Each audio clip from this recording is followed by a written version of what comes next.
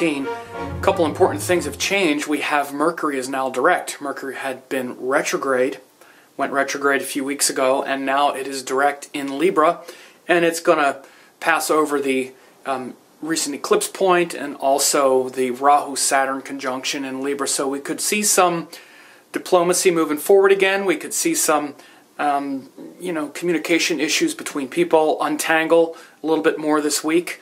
Hopefully that can translate into, some of your interpersonal relationships untangling. Obviously, there's been a lot of energy around the Libra lesson in life, which has to do with our relationship with all adults. Libra is the sign that really governs two adults interacting with each other around mutual desires. So, of course, that includes romantic relationships, also career, and wherever two individuals, two grown-ups have mutual desires on the line.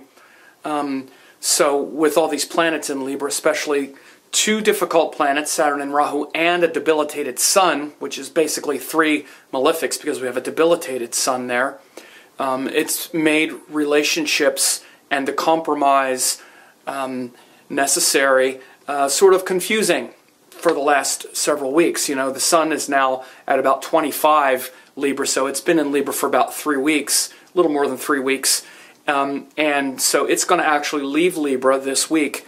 But again, it's been debilitated, but also joined Saturn and Rahu and eclipsed and all this. So your personal power and strength and dignity has maybe been at a little bit of a low point. Has been experiencing some of that low quality because when the Sun is debilitated, the Sun is the part of us that asserts our individuality based on who we are as a universal being. The Sun shows our long-term dignified power, what we express because we really want to contribute the highest light and the highest power. And when that's in Libra, instead of following our own inner power and our own inner voice, we want to compromise with others, but it doesn't come from a place of strength. It comes from a place of weakness. So it may have been a very humbling time for you the last several weeks, where you've had to be humbled and realize that, for instance, maybe you haven't apologized for things that were really your fault, and you've had to apologize and be humbled. Again, part of this is because the Sun was eclipsed and joined Saturn.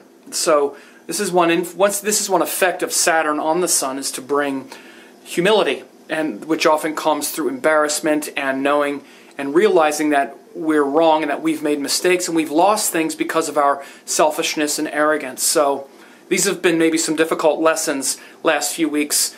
And, Mercury moving forward now in Libra is going to help to maybe unlock some of that stuck communication around that sort of stuff and just in general. The other big important shift that happened at the end of last week is Jupiter went retrograde. So Jupiter's retrograde for several months at a time, and Jupiter retrograde in Gemini is actually in a very tight aspect now, retrograde by transit back toward that Sun and Saturn in Libra. Saturn is at it's just past its highest exaltation degree right now, so it's actually moved past the degree of exaltation, but it's still very, very powerful in Libra, and it's it's aspected by Jupiter in Gemini right now. So this also gives a lot of potential for concentrating on those personal issues that I just discussed and bringing Guru's grace and inviting higher wisdom and teaching into that. Of course, now that Jupiter's retrograde, we're reflecting more on those teachings. So you might be really reevaluating your teachings and your teachers and your philosophies. But it's also a good time to not, to actually reflect upon them and go deeper into them. Reflecting on them and questioning them doesn't mean that we turn our back on our teachings. It means that we actually go deeper into them and really test them because Jupiter is in Gemini. I'm actually going to be replaying my Jupiter in Gemini web class that I taught earlier in the year, so check that out this week. It's great teaching where you can really understand the nature of Jupiter, the nature of Mercury, the ruler of Gemini, and how these things play out, because that retrograde Jupiter will also be aspecting Mercury in the next week or so, next couple weeks. So it's a big week ahead and a lot of changes since last week.